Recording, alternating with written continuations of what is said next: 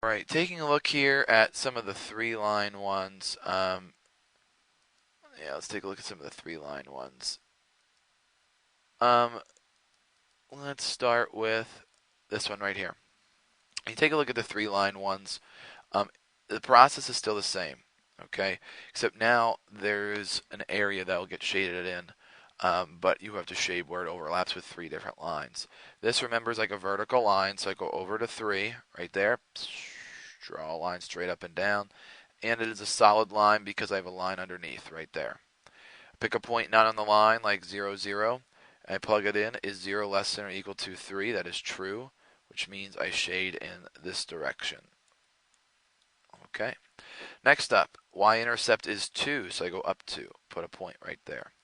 Then the slope is over 1, up 2, over 1, up 2, over 1, up 2, and I draw a line and connect it.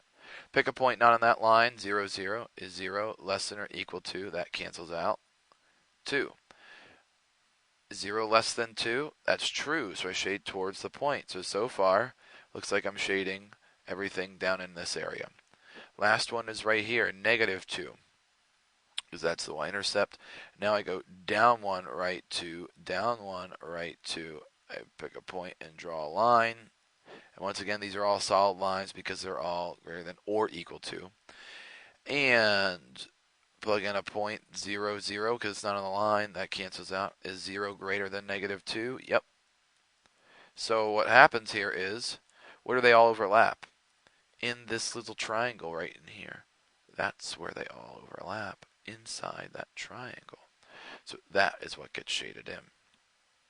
With this one, it's the same, but what we can do here is we have to solve for y. So to solve this one for y, minus 5x on both sides, so you end up getting 3y is greater than or equal to negative 5x plus 15. Divide both sides by 3. You end up getting y is greater than or equal to negative 5 thirds x plus 5.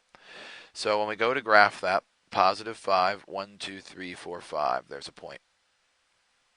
Down 5, right 3, down 1, 2, 3, 4, 5, and right 3, and there's your line. And once again, I draw the line, the solid line, because it's greater than or equal to. So, okay, so I plug in 0, 0 because it's a point not on the line, right? 0, 0. So that's basically saying that those are gone, that's gone. Is 0 greater than or equal to 15? No, it's false, which means I shade away from the point, everything on this side.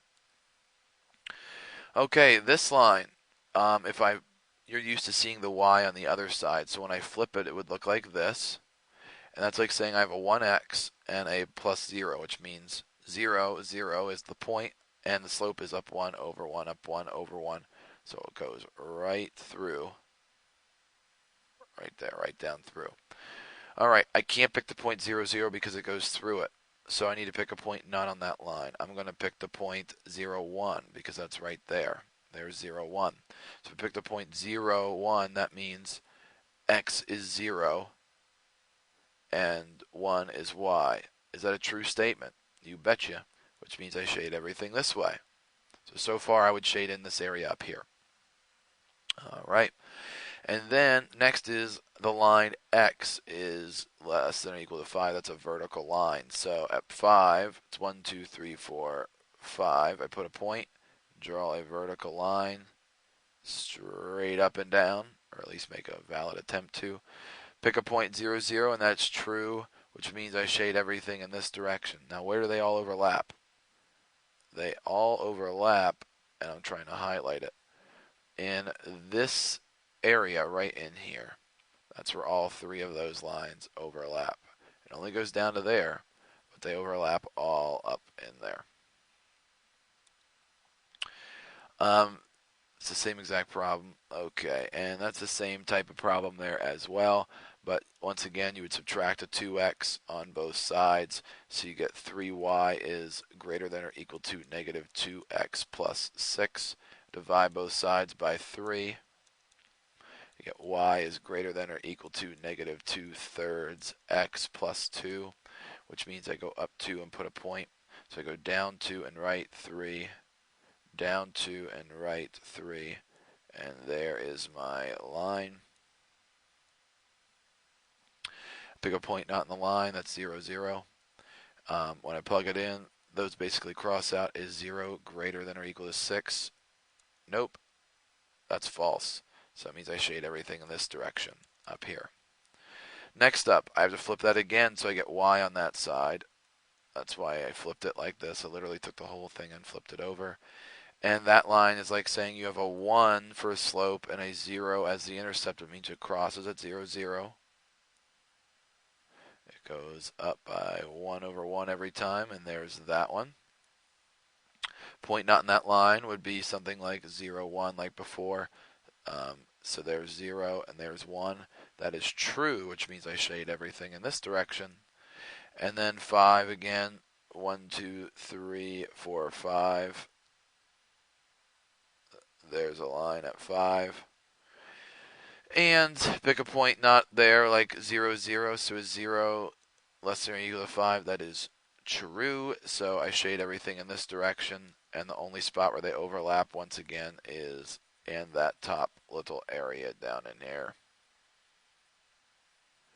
That's the only spot where they overlap. So you can do these with 3 different lines. They do work. Just keep in mind little keys here again.